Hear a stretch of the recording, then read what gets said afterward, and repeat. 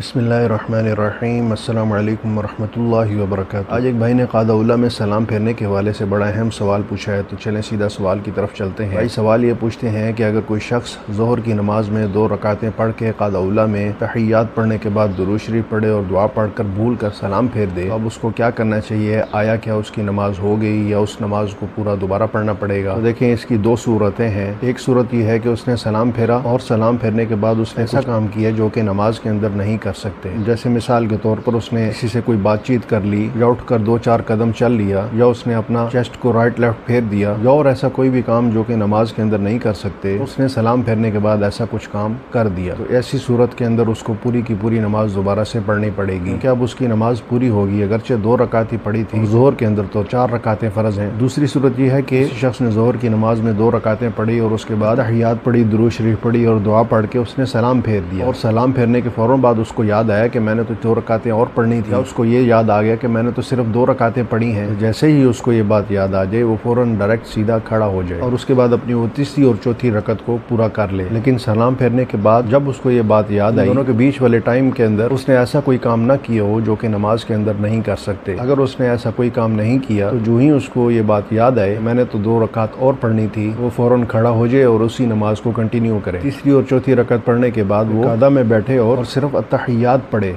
यानी कि अब्दुहु व रसूलुहु तक पढ़ ले। उसके बाद फिर सजदा साहब कर ले। सजदा साहब करने के बाद दोबारा से कादा करे और सलाम फेर दे, उसकी नमाज हो जाएगी। लेकिन इस सूरत के अंदर भी अगर किसी शख्स ने सजदा साहब ना किया तो उस नमाज को दोबारा से पढ़ना वाजिब है। उम्मीद है आपको ये वीडियो फ़ायदेमंद लगी होगी। इस वीडियो को लाइक करें, अपने हल्का अहबाब में शेयर कर दें। अस्सलामु अलैकुम रहमतुल्लाहि व बरकातुहू।